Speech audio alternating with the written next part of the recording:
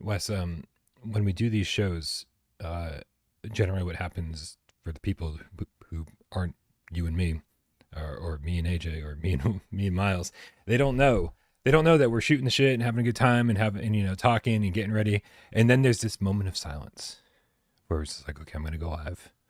And now, okay, I'm going to click the button. We're going to go live. And then there's like this moment of silence before the button, after the button, the whole thing. I think I should just start the show in the middle of our actual conversations. Just like no notice whatsoever. And people will get an actual like little behind the scenes snippet of our real life conversations and how we sound when the cameras are not rolling. What do you think? We used to do this actually before Gamertag VR shut down the VR crewcast. We had 8-10 hosts at times, and like we would just be sitting there having this crazy conversation, and he would just step on it and be like, "And we're live," and we were live. So I I didn't think know the. This is how out of the loop I am, man. I didn't even know the crewcast wasn't still a thing. no, Can we resurrect it? Can I bring the crewcast back on without parole? as long as you don't call it that. No, Like, I'm we could totally calling do it that. We could It's do it's it. it's only fun if we steal the whole concept from top to bottom. Well, I mean, the concept. I mean, it's not like it's the first time anyone's ever done a VR roundtable with VR streamers before, right? True, There's true. literally used to be a podcast called VR Roundtable that did it quite effectively. Um, but no, we talked about bringing it back, just us minus GT, and like we thought about doing it, and then we all realized just how busy we are Yeah. and how much we really didn't have time to do it in the first place. So for the time being, we're not doing it. But yes, to answer your question, we could absolutely do it. Just we can't call it that. That's very clear. Don't tell me what I can do, Wes. I do what I want. All right, man. Let's start the show. Let's do it.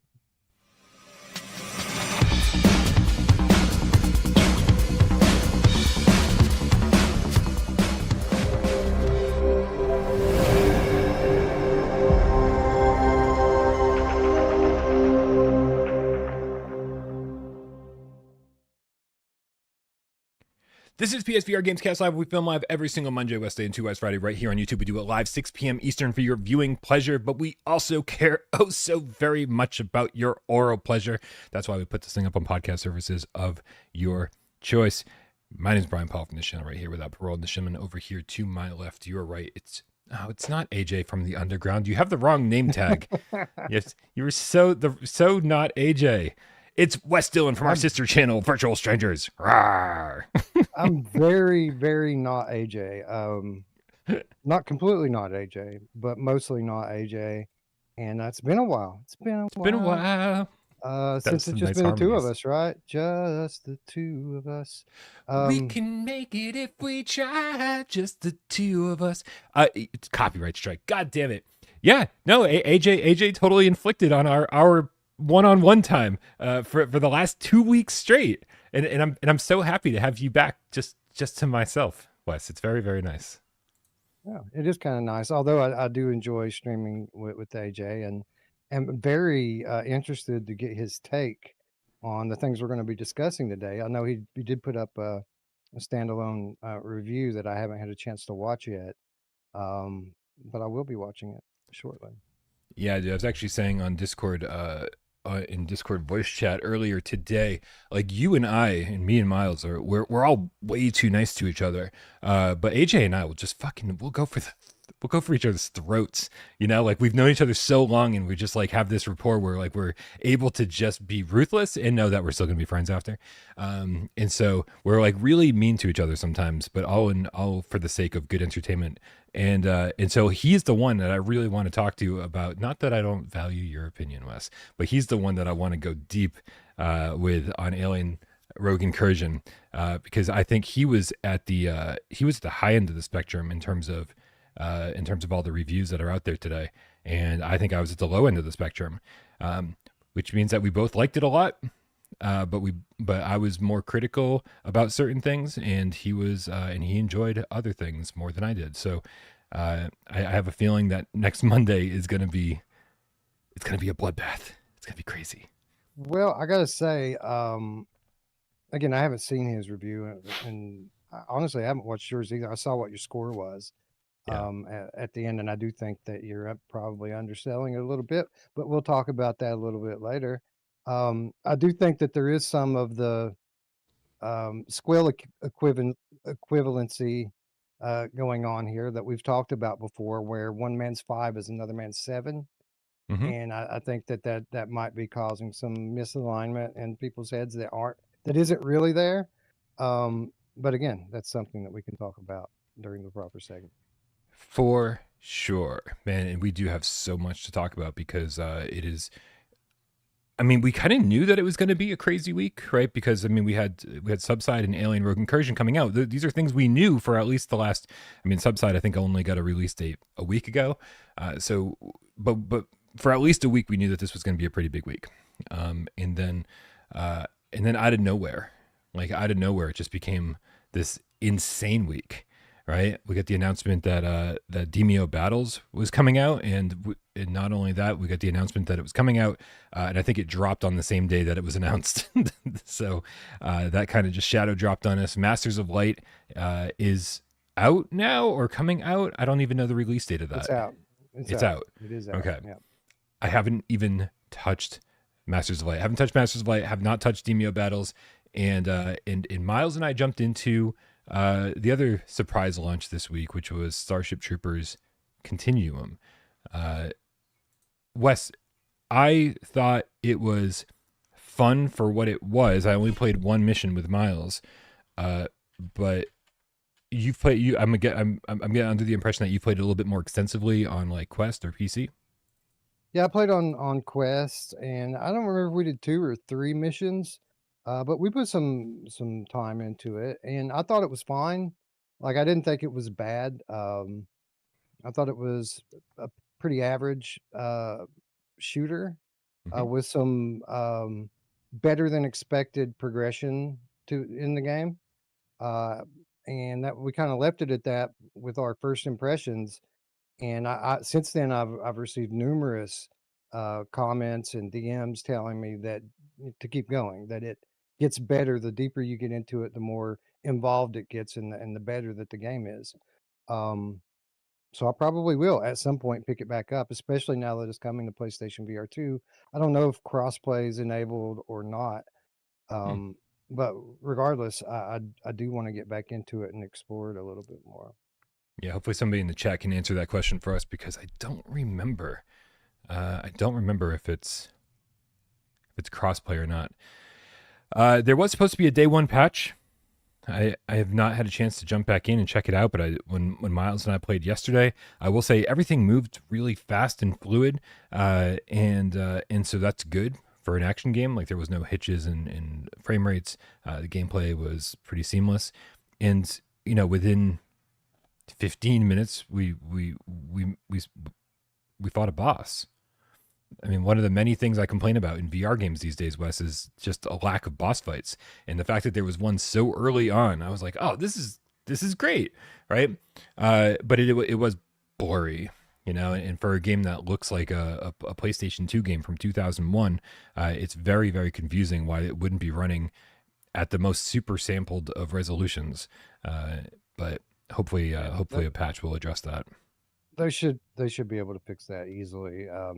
It on Quest 3, it is sharp as it can be. Like, not like obviously it's not the most detailed in terms of like the textures. They don't have like super high resolution textures or anything, but it is sharp. The resolution level is good. So assuming that this is a straight port, which maybe it's not. Maybe there's more to it than that. But if this is a straight port, there's no reason whatsoever that this shouldn't be running at a super high resolution and frame rate on PlayStation 5. Wes, what do you know about Demeo Battles? Have you spent any time with it? A little bit. We kind of dipped our toes in it when it came to PC many moons ago, and it's a different game kinda than Demeo. Well, I mean, it's a very different game than Demeo, but not completely different. It's more of a a head-to-head versus type game versus the Demeo's co-op adventure with different books that you can play through and different maps. This is more of a head-to-head, tabletop strategy game. Um, it's solid, man. It's good, like most things from Resolution Games are. It's good. Um, my personal taste, and I think most people's opinion that I've talked to that typically prefer original Demeo over it, but it's a different game, so it really isn't a completely fair comparison to make. Yeah. I got to imagine people who have more of a competitive spirit and like competition will enjoy battles more. Well, I'm definitely looking forward to getting into it. I really want to make sure that I get some time into it before Friday's show. Maybe Miles and I can jump in and play a couple of rounds to have some impressions for you guys. However, I will say that I've been promising myself a little time off. I've been promising myself to take a Almost break. there. Um, well, I mean, the big games for me to make sure that I covered were, to finally get my review out for Behemoth and Alien Rogue Incursion and Subside. And then I'm like, you know what? I've been plugging away at a Phasmophobia review because I just love Phasmophobia. And now I have like 200 gig of gameplay footage on my hard drive. And so the only reason I want to push out a review for that is to like, so I can finally back that up and get it off my hard drive and clear up some space. So that may be happening next week, but man, it is, yeah, next week, smack. But it's but I am done, man. I am wiped out. I as much as I'm proud of every video that I make, as much as I'm proud of my Alien Rogue Incursion review. There's I look at it and go, man, like if I if I wasn't so tired, and if I wasn't kind of dealing with all of the pressures that I've had lately, I would have liked to go deeper into a couple of the different gameplay mechanics that I didn't even touch on in that review. And so anyway, what was the point of all this? The point is that now that some of the big titles are out of the way, I might actually be able to catch a little bit of a break and take a little bit of a break. Yeah, I mean, you mentioned it a moment ago. Like this week is absolutely crazy in terms of releases, but this is it. This is the bookend, right? Like we've been talking, it seems like all year about how crazy the fall's going to be, and it has been, and it's been great. There's been a number of high quality titles drop over the last 2 3 months, but this is it. This is the bookend. This is the stamp to end the season, and now we get to just coast and play games, wrap up with some end of the year content, and then hibernate for a couple of weeks before things start to take off again at the end of January. So with all that in mind, with all the games that came out this week, and the games that are still coming out this week, so I can't believe it. I feel like Subside was like 5 days ago, and it's like still not even out yet. With all the games coming out this week, what's going on? Does Sony? I know that Sony tends to shut down for a couple weeks at the end of like December, beginning of January. There's like this little period of time where like new stuff just doesn't really hit the PlayStation Store. I'm guessing is that why we're just getting this flood of stuff? If people are just like pushing their games out in time for the holidays, and then we'll literally see nothing come to the PlayStation Store next week, or is this just a coincidence? Yeah, I think that there's something like that going on. Now, I don't know if it's completely on Sony's end or if it's the desire of these studios to get things wrapped up so that they can go on a nice little holiday for a little while. Um, but you certainly, it's a ballsy move by a game like Starship Troopers or even Masters of Light to come out this week, knowing that you're up against a game like Alien. And that's not to mention the others, Demeo and Subside, although those are kind of different games. They're not in the action genre. Right. Um, so yeah, I mean, it's a ballsy move, and you got to think that they're just going to have faith in their titles, and they're playing the long game, and they realize they might not get all the sales this week, but This week. maybe over the course of the next few months, um, they'll pick up some sales on word of mouth. When people start talking about what titles were good that came out in 2024, maybe a couple or few of these get mentioned.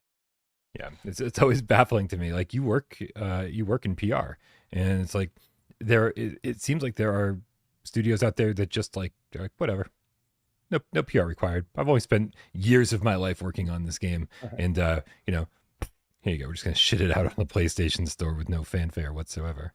Um, but teach his own. Through that. Jason Ewing in the chat with the level 2 membership says, I declare purple mohawk Christmas. You want me to dye the hair? You want me to dye the hair, you guys? I can. It's getting a little bit crazy. It's getting long and wavy and messy, and I could certainly dye it whatever color you want me to. Haven't had red hair since I was like 19. I'm wondering if I want red hair. I think it goes good with a bald spot. Perhaps. Yeah.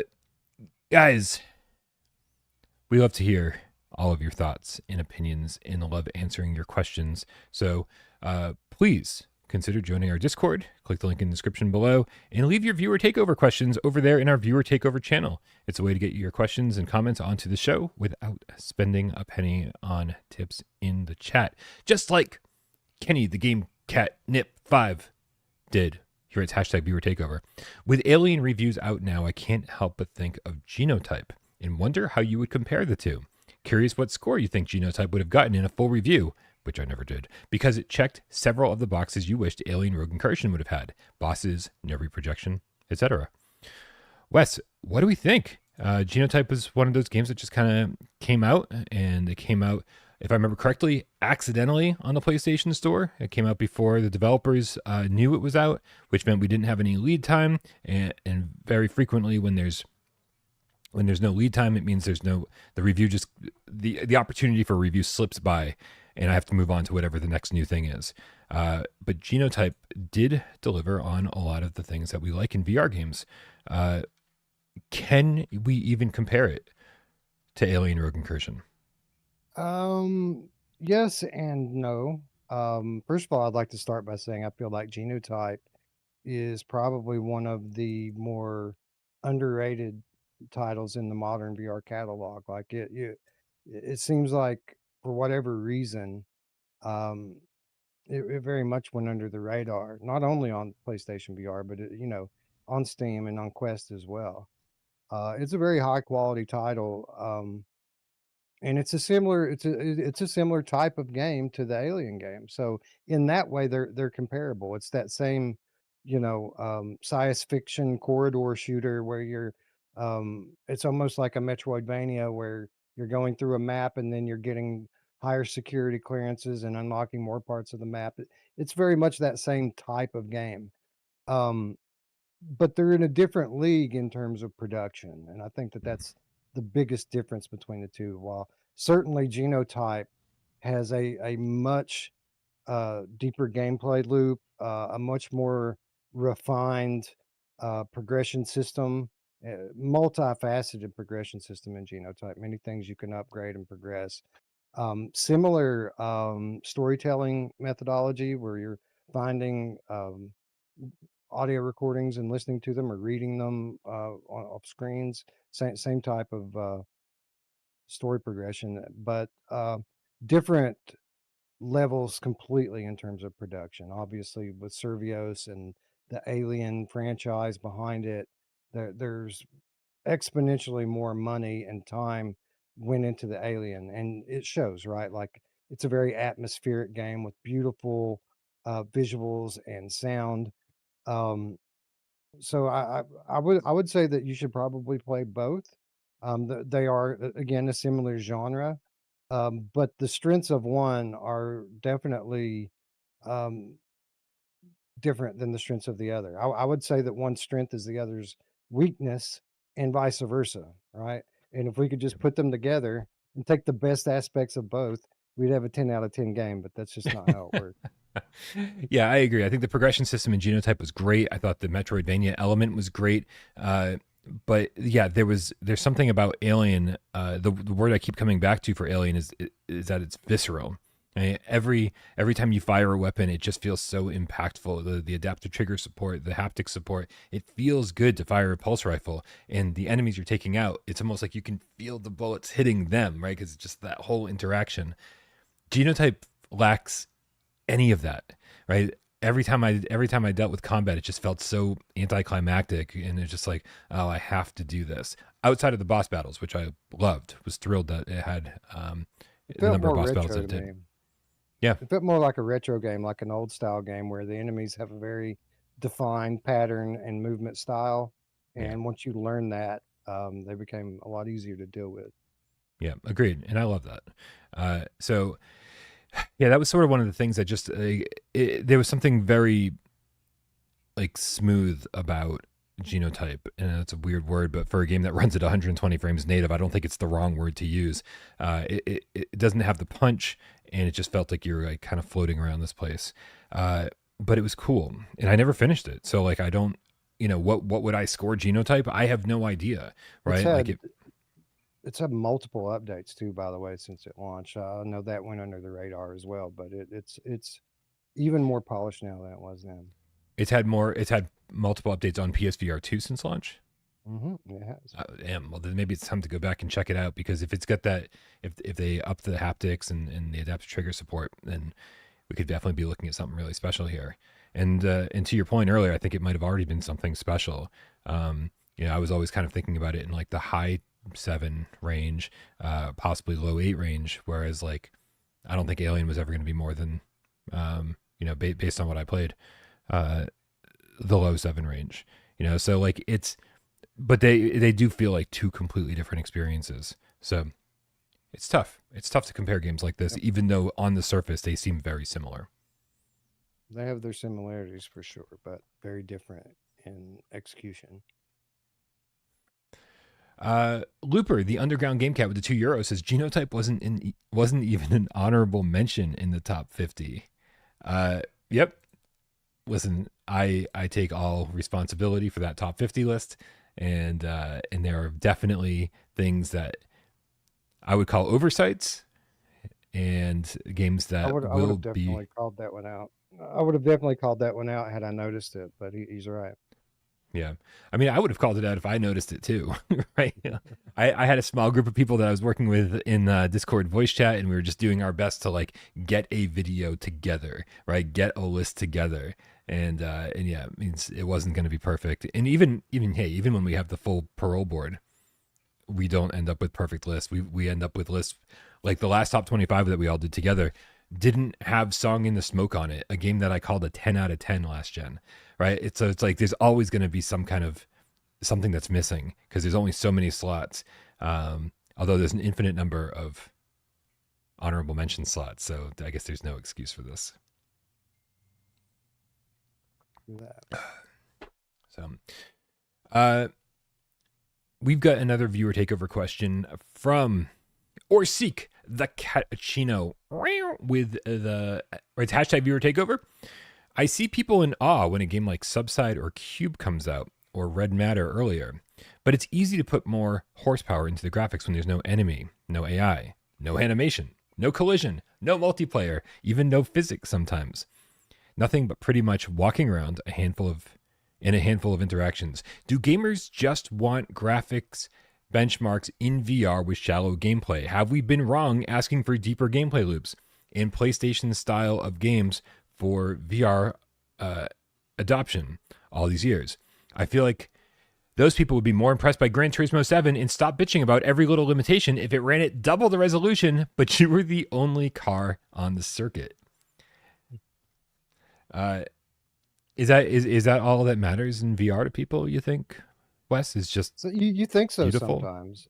Although I will say that the three examples that he had in the question, I don't think exactly fit in the same category. One of them is mostly graphics. Another one is, retro style graphics and very deep gameplay in terms of the type of game that it is. And then Red Matter, while it certainly isn't a heavily action oriented game, it has other things other than graphics to offer as well. The puzzles and the storytelling are pretty solid in that series.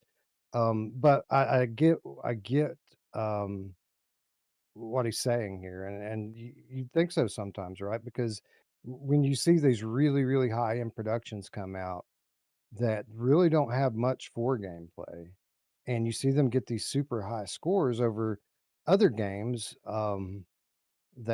certainly have a lot more to offer in terms of gameplay, but maybe a half notch down in terms of production. And you see the graphical showpiece get a super high score, and then the other ones maybe not because they don't perfectly execute on all of the action mechanics or whatever, for whatever reason. It's confusing to me. So yeah, I certainly get the sentiment. I think that games like Kayak, for example, or we're going to talk about Subside here in a little bit, maybe a little bit overrated in some ways. Um, and yeah, sometimes I ask myself the same question, so I think it's a valid point. Yeah.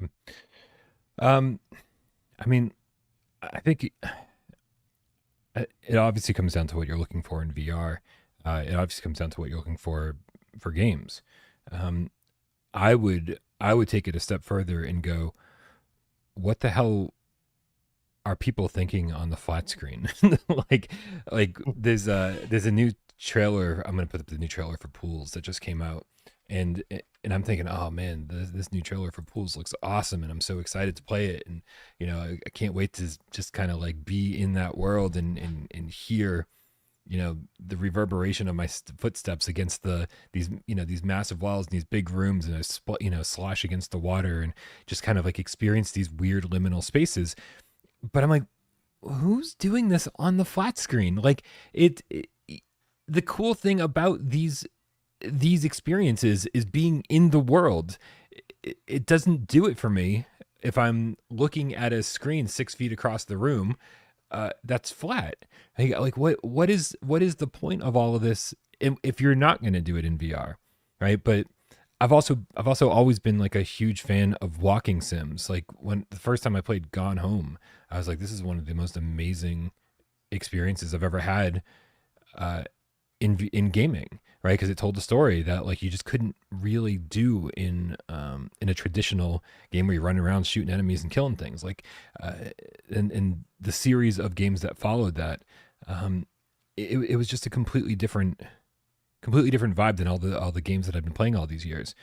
And so it's I just love that we're in a place where if you're looking for cool storytelling, or if you're looking to just kind of escape into another world, or if you're looking to go and kill a bunch of shit the way that we've been doing in video games for decades now, that's all here and that's all available in VR.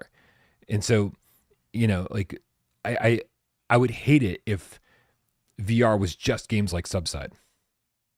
I would hate it. I'd Yeah, be like, oh my god, how many of these can we possibly take? But there's very very few of that quality, of that caliber, right? Kayak and Subside are like two of the only ones that are really of that S tier caliber when it comes to visual fidelity and just absolute immersion, right? Like, so I don't. I think I'm just happy that we exist in a place where all of these things can exist side by side, and they're all, we can call them all games. yeah, I agree. To kind of go back to what you were talking about a moment ago, I think that flat gamers get immersed more easily than VR gamers do. I think it's one of these effects. Like, I don't know if you'll remember, but when we went from tube television to 720p, seemed like a big step up. And then when you try to go back to the tube, it seemed like super blurry. And then, same thing from 720 up to 1080, and then going back to 720 again, very noticeable. Right. 1080 up to 4K, and then back to 1080. It's very noticeable. I think that those who haven't played VR have a much easier time getting immersed through the screen. And once you cross that threshold and really get immersed in a game, there's just no going back, or at least there hasn't been for me. Like, uh, there are exceptions, of course. Returnal was very immersive, and every now and then another game will come out that's extremely immersive even through a screen. Um, but I can't go back. And on the point that you're making, I agree to an extent. Like, obviously, I'm glad that the VR catalog is becoming more diverse by the year, and we have titles like Subside and like Kayak. I just think that sometimes we get confused with, something being out of 10 and like a 10 out of 10 production, and then people trying to call it a 10 out of 10 game when there's very little gameplay involved.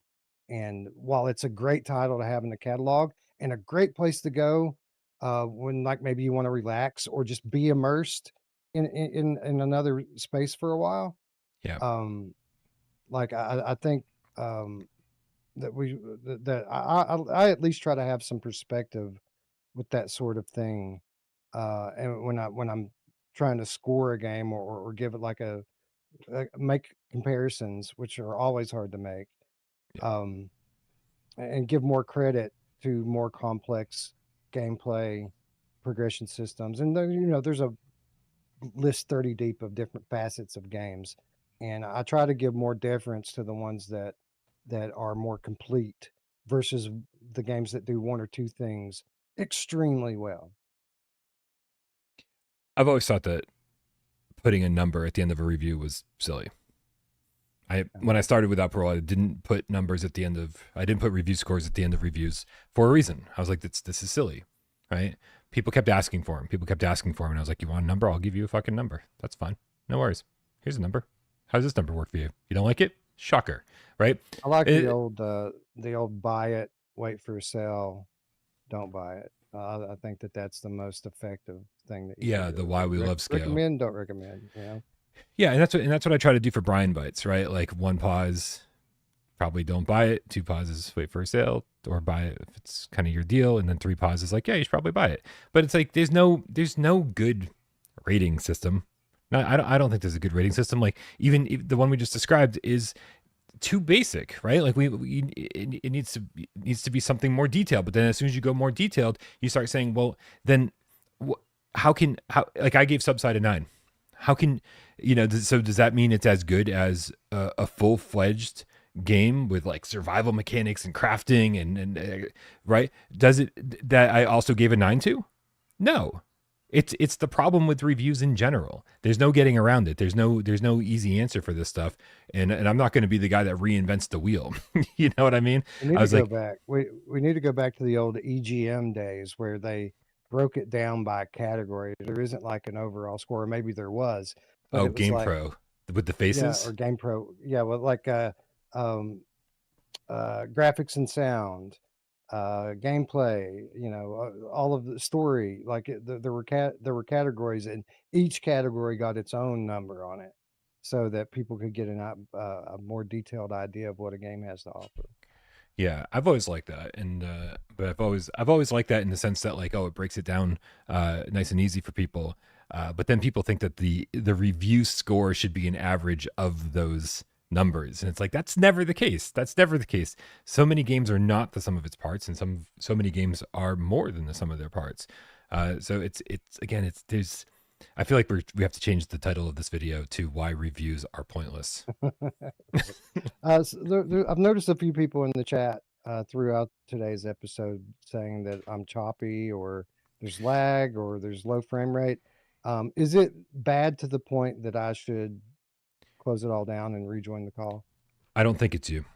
I I think it's me. while because yeah, you seem fine right now, but then there is some lag at other points, and I tested my upload speed and it is not great. So I think it's me. Yeah. Um. Yeah, but if anybody does, if it does get really bad for anybody, please let us know so we can do what we can on our end. Um. Where are we at with this? Reviews are stupid. Don't listen to them, including mine. Yeah. I think listen to the words and don't pay any attention to the numbers is the best advice we could give people.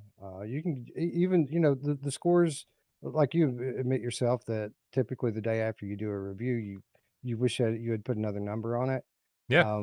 I think if you listen to people's words instead of comparing their numbers, you'll find a lot more consensus among honest VR reviewers. Like where we all might give it a different number score or letter grade or whatever. I think if you listen to what Brian says and listen to what I say and listen to what AJ says, 90% of it's going to be the same things. You know what I mean? Yeah. Well, and then it's just our takeaway at the end of it all. right? We all probably say, "Oh yeah, no, the combat in Alien Rogue Incursion was great. This was great. That was great. This was great."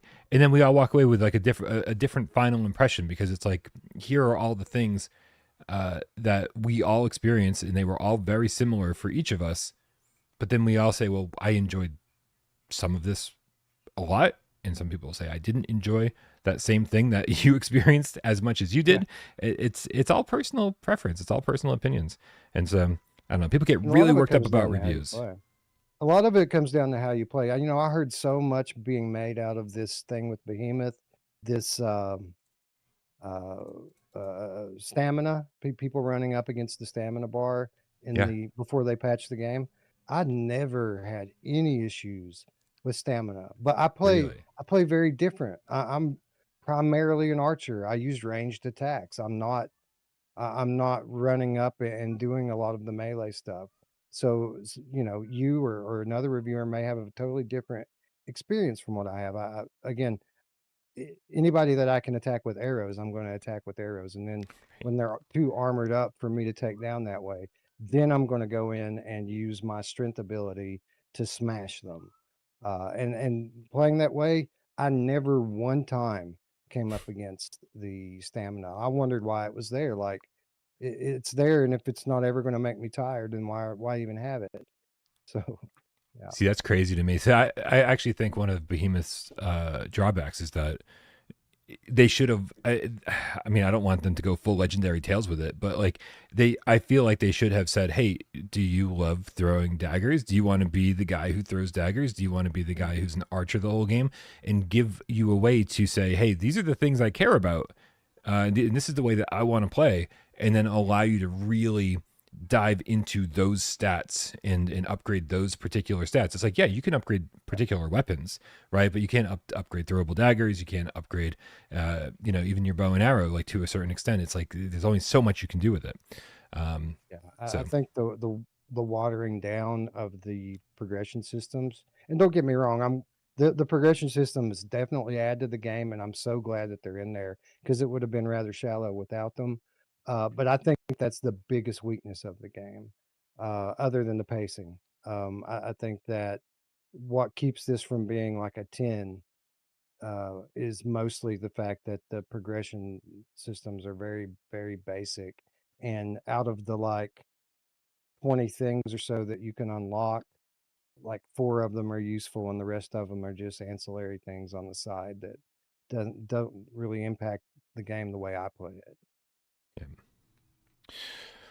Uh, Here, let me check the chat real quick. Oh man, we got a couple tips here that I totally missed. We got fifth with the Australian $10 tip says, watching Dave from PlayStation Access play Alien with snap turning in vignettes looked bad. Was good he played VR, but I can see non-VR people thinking it's a fad. It is. Listen, I It's nothing so against bad. anybody who plays with vignettes or click turning, but I think that if you are, in this space in you're trying to show off a game to people, then you're not doing it justice by streaming it that way. I think that is where I draw the line. Um, Yeah, that's terrible. yeah. Plus, the vignettes are really severe in Alien, or they can be really I didn't severe. try them out. I always go straight to the settings, and no matter what I play, and disable Yeah, all that stuff. usually I do too. And then and then sometimes I'm like, oh my god, what is this? And then I run to the settings. Sadukar, 7th Legion with the 5 quid says, considering they are perfecting hand tracking for PSVR2, do you think they could adopt the criminally underused aim controller for some VR2 games? What in the fuck are you on, Sadukar? What considering they're perfecting he's like, unsubscribe. Considering they're perfecting hand tracking for VR2, do you think they could adopt the criminally underused aim controller for VR? What's the correlation? What am I missing here, Wes?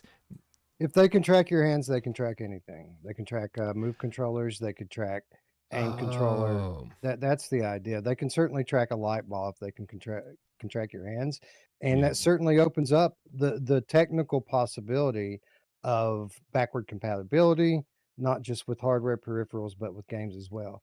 So, could it? Yes. Will it? Probably not. That's probably not what they're doing here. I mean, I can tell you right now that most developers don't even know anything about this hand tracking. Like they weren't told about it. This is Right. just something that happened at that trade show last month, and it definitely has not been rolled out into the development kit yet. So, Yeah, I was talking to the Masters of Light developers, Coven, and they were like, wait, we stripped hand tracking out of our game for PSVR2, and then they're demonstrate like, and they're like, our game is about to come out, and then here Sony is demonstrating, or some team demonstrating hand tracking being used in PSVR2, and they're like, man, now we gotta like fucking shove it back into our game. Yeah, no one told them. No one told them. Like, I don't. It makes no sense whatsoever. The communication with Sony has been sirens on my end. yeah, Absolutely garbage. yeah, it's pretty crazy that they developed that game around hand tracking. It was a hand tracking game, Yeah, and what they've done is they've brought it over to PlayStation and turned it from a hand tracking game into an eye tracking game, which I haven't messed around in a whole lot yet, but I'm hearing that it's an improvement. Now, we've already talked about the virtues of hand tracking on previous episodes, so I won't go down that road again. But I got to imagine though, hand tracking and eye tracking together, it might add something, although I doubt it. I think controllers are the way to go. Haptics, haptics mean something in VR. So yeah. I bet this game's better with controllers than it was without. Um, but interesting, yeah, it's an interesting tidbit to for developers like that specifically that have developed games around hand tracking and thought that they couldn't do it on PlayStation. Right. What horrible timing. Like if they just considered, oh, we'll release in early 2025, it probably could have launched with hand tracking. Um, but that's, dude, that's, man, Sadakar definitely thinking outside the box with the aim controller. I love it because I never would have thought that. Even after I read the comment, couldn't think that. I had no idea what you're talking about. But I do love the idea that this could be, a workaround for getting PSVR1 games working in I PSVR2. bet they could do it easily. I bet they could do it easily because most people don't know this, but like controller tracking, like VR controller tracking, 90% of it is inside the controller. The gyroscopes and magnetometers, like that's most of the tracking. A very small amount is the optical position tracking. And basically, that's just used to confirm what the algorithm already believes. The algorithm thinks the controller's here, and then the camera says, no, it's actually here. And that's basically what the visual tracking is does. So, with that said, knowing that the PS5 is already fully compatible with Move controllers and aim controllers, and now with them demonstrating clearly that visual tracking is possible through the PSVR2 cameras, like they could do this easily if they wanted to do it.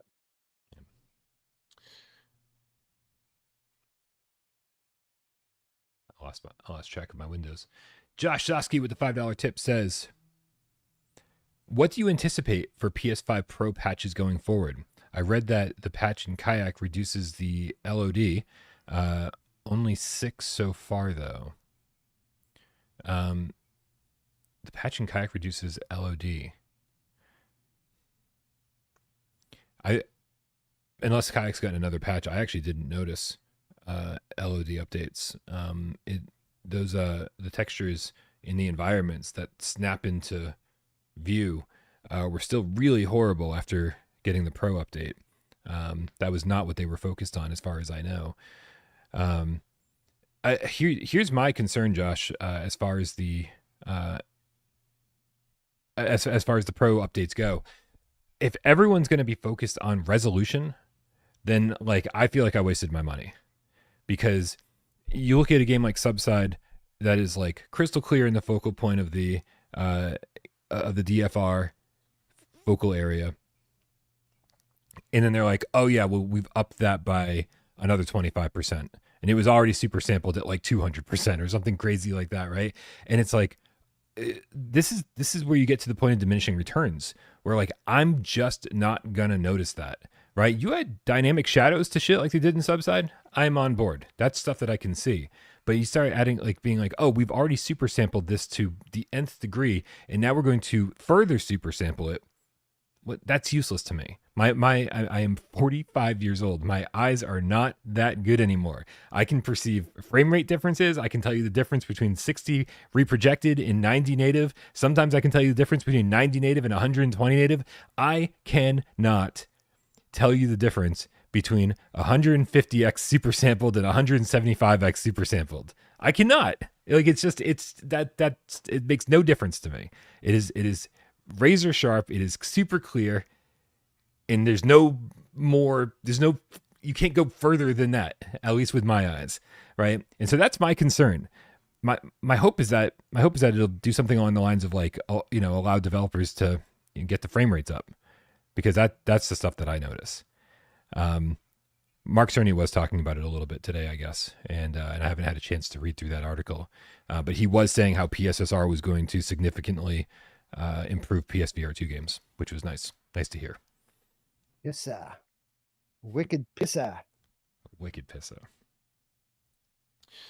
And then we got Professor Lilith with the $5 tip saying, oh my God, everything's kind of broken today. I say today like it's different than every other day.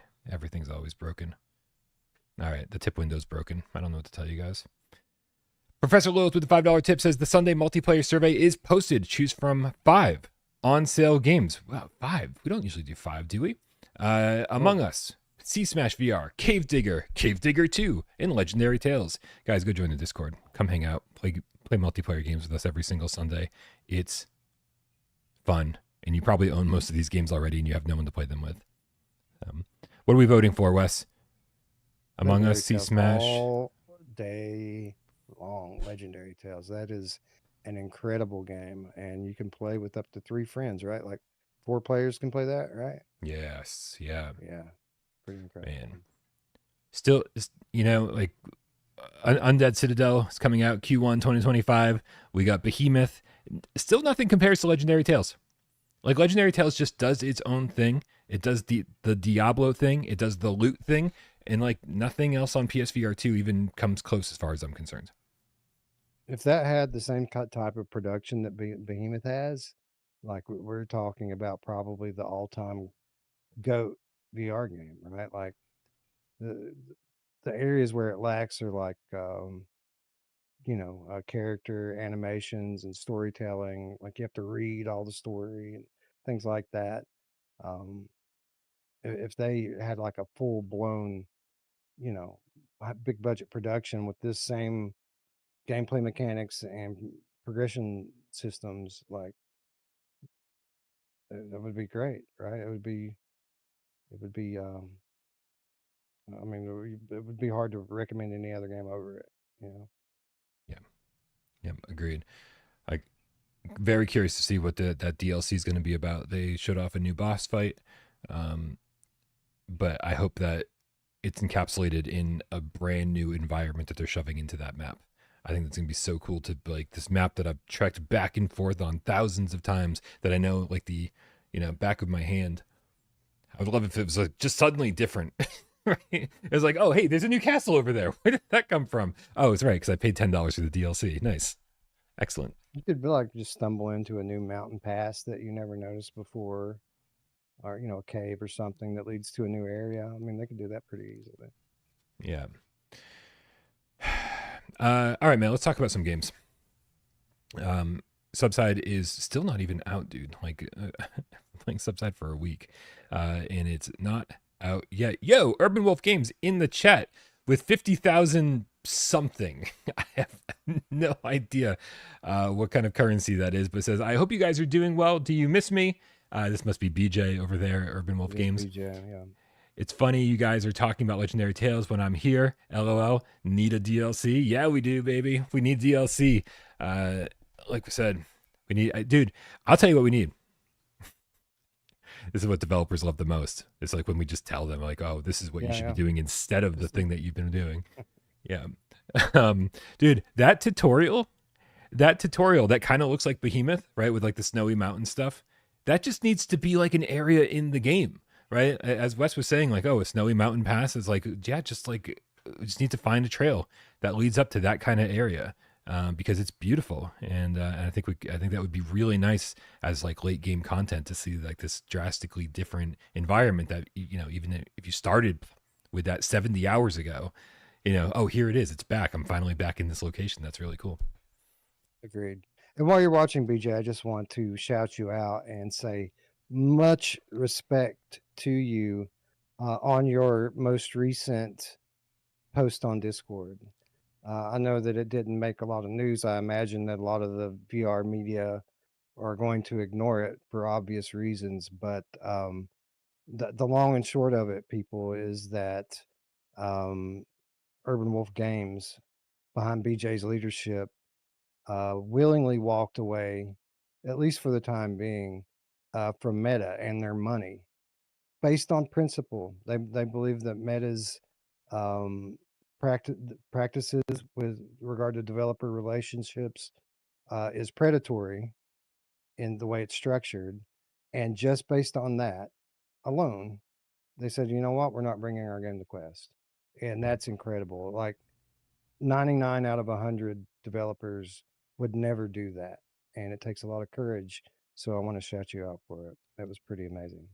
Yeah. TLDR, he said, "Fuck you, Meta," and we applaud that. He did indeed. I couldn't believe Oh it when I was man, reading it. I was like, what? No right? way. Insanity. Let's talk about Subside, man. Subside falling right in line with the topic of conversation today, in regards to experiences over games, in terms of in terms of fidelity over gameplay. Subside might actually fall right in line with all of that. Um, Wes, I've already got my review out for Subside. I've spent, I think, 7 hours, 8 hours in there, but I have not had a chance to talk to you about Subside, and I'm very, very curious to hear what your opinion is about it. So I spent some time in there today. I didn't play a ton of it because I played it before on Steam. So my intention with getting in there today was just comparison, right, to see how the port was. So I played through the training area and played a little bit of the first like full area just to get an idea. And it's a very good port. Um, it's beautiful, right? It's a beautiful environments. The gameplay is 1-to-1. So I will say that the port for this title, I'll start by saying that is about as good as anyone could hope that it would be. Nice. Yeah, man. Um, it was funny because when I published the review, people, there was at least one comment. And there's always going to be a couple comments, a couple people hating, being like, "Why are you lying to people?" Telling people that PSVR2 is crystal clear. There's no way this game is crystal clear. Blah blah blah. Stop lying. And I was like, "You have not played Subside on PSVR2. If you think that this game is not crystal clear, this game is the definition of crystal clear. I have never seen a game on PSVR2, in fact, running at this frame rate in this resolution, with this level of graphical fidelity. Like, I mean, I don't care if you like the game, if you hate the game, if you think it's stupid, if it made you motion sick. I don't care. You cannot deny the graphical fidelity of this game and how it showcases how amazing the visuals on PSVR2 can look. Yeah, those are likely PC master race types that are console warriors or anti-console warriors, so to speak. I Right. mean, to say it's 1-to-1, it's not 1-to-1. Like, obviously, we say the same things about every port, right? Like, it's a little sharper and little more detailed on PC, but the color depth and contrast are way better on PlayStation. I saw no Mira or reprojection in it for what that's worth, and the field of view in the headset is better. So it's not 1-to-1. It's not the same thing, but they're comparable. They're close enough that you're not going to take a major downgrade playing one version versus the other. And if anybody wants to make a big deal out of that and call you a shield because you're saying it's crystal clear when it is 5% better on PC, then, what are you going to do? Um, and I could be wrong. Because I haven't been keeping up, but I could have sworn that the developer did say that the PSVR2 version was the sharpest version. Um, Really? yeah, I think that's the case, and clearly due to the use of DFR, the fact that we have eye tracking over here, and it's not something that's available on PC.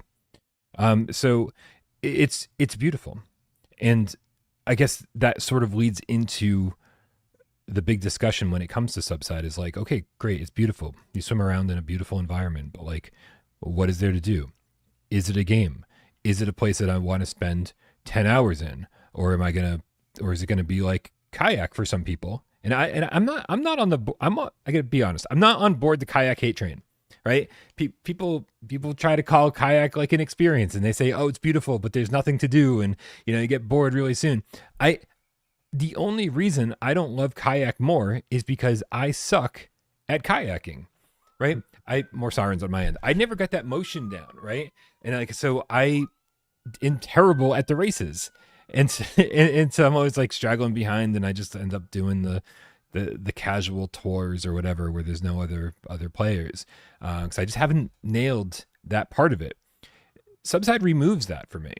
Subside removes like this skill that I need to learn, right? Where it's just like, you know what? There's no racing. You just swim. Everybody knows how to swim, or has an idea of how to swim, and the game doesn't punish you if you don't swim perfectly. If you don't swim like some kind of Olympic swimmer, you can swim however you want to. You can doggy paddle in this game. It doesn't matter.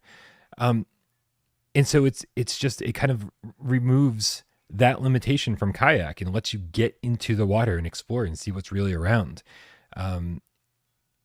I loved this. Like, I am in love with Subside. The exploration was so much fun. Every time, I mean, just finding coins on the bottom of the ocean floor was kind of enough. And then it was like, oh, but here now you're finding keys that unlock chests, and then when you unlock the chest, you've unlocked something in the store, and then you have to keep collecting the coins in order to buy those things in the store. And then you gotta, they give you a torch to open up these special chests, and then you're unlocking. It's just, the whole game removes all of the stuff from video games that get in the way of the stuff that I love. Right? I'm the kind of gamer that when the game says go left, I go right for an hour. This whole game is about going right for the entire time you're in it. It's like, nope, there is no left. There is no left. There's no correct direction to go. You just get to go that way and explore and find crap to your heart's content. It is a collectathon from top to bottom, and that made me really happy. I agree. I also am the guy that goes left when you're supposed to go right. But it isn't because I prefer to go left. It's because I enjoy being in these environments, and I want to experience every square inch and experience the whole thing. But if there were never no right, that's a problem for me, right? If there was never a right that contains the campaign and the story and everything that's supposed to be in the game, that's a problem. Now I'm glad all that stuff's in here. Let me just start by saying that. Like, this is definitely 100% the kayak killer. Like, what we said that when it came out on Steam, I'm going to say it again now. This is the kayak killer. Where kayak fails to be a game, this meets the bare minimum definition of what is a game. Like, there's gameplay stuff in here, but it's picking up coins, finding a key, unlocking 30 more seconds of not having to go up. Yeah, there's nice swimming mechanics, I guess, if you enjoy that sort of thing. But I went straight into the settings and turned on smooth turning. And the first thing that I bought with my pennies I picked up was the ability to swim with the trigger, so I don't have to move my Yeah. arms. I can just trigger and turn my way through it.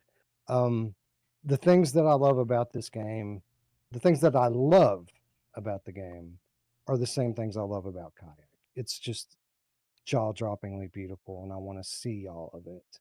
Yeah. It's incredibly relaxing to get in here and spend some time and just look around and turn the world off for a while.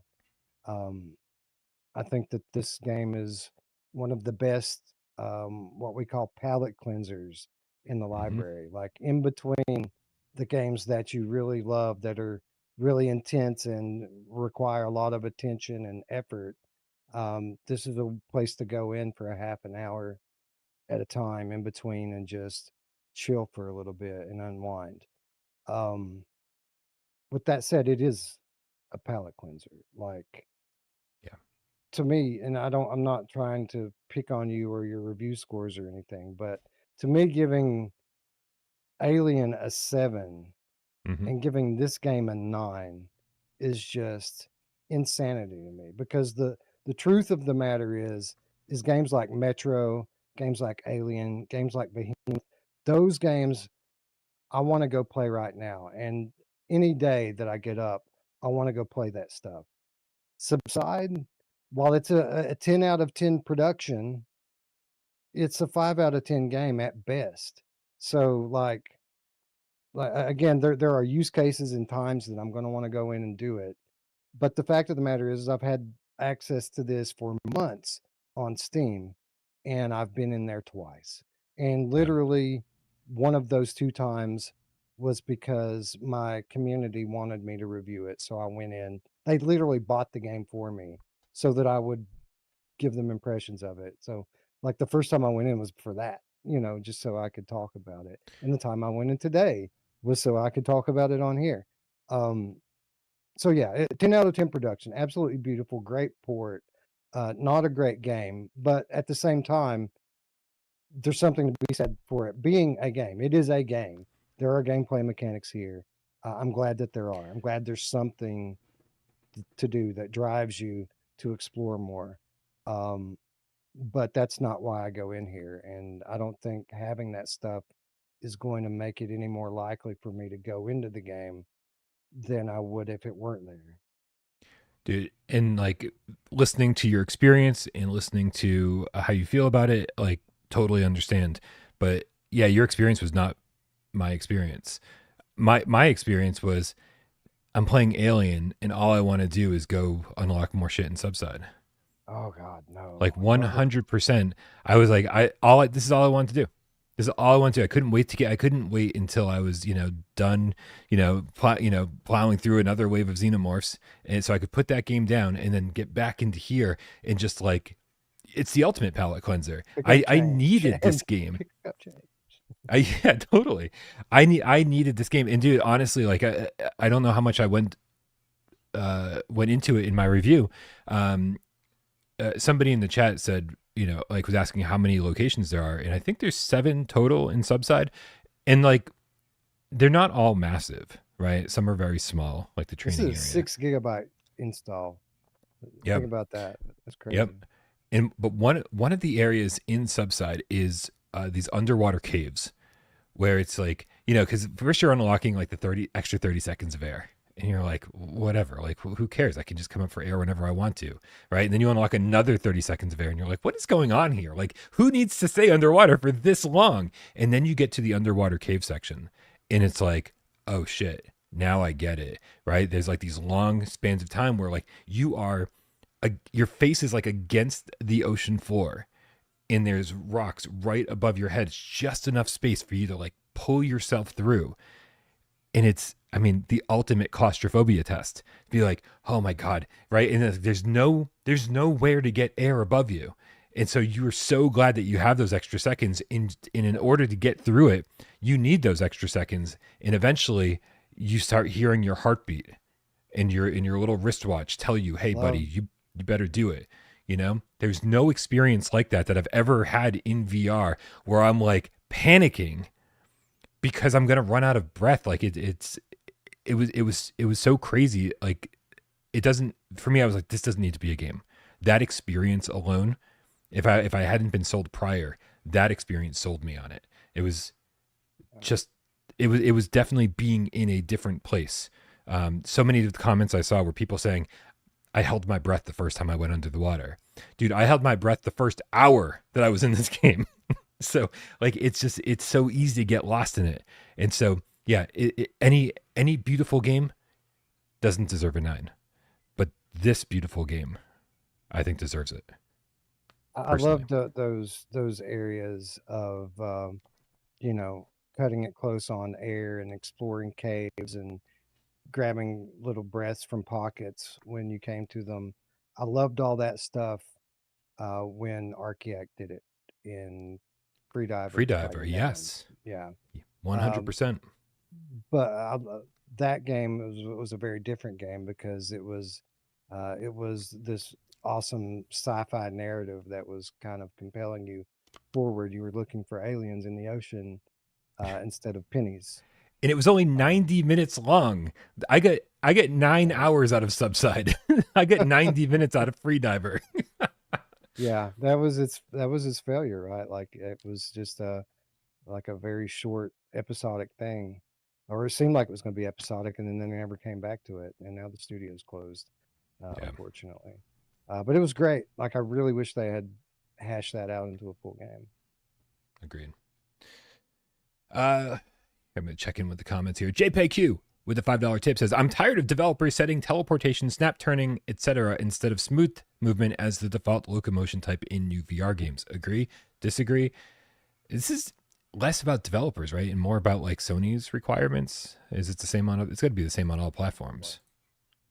Probably, and well, I certainly get the sentiment. At this point, it's like getting upset about having to press one for English. Like even if that weren't the case, I'm still going to go to the settings and check it every time now. Like I'll never not go to the settings again. Like I'm always going to do that. So which one is default really doesn't even matter anymore so much as like when a game comes out and there's no smooth turning or it's teleport only in 2024. Now that will make you angry.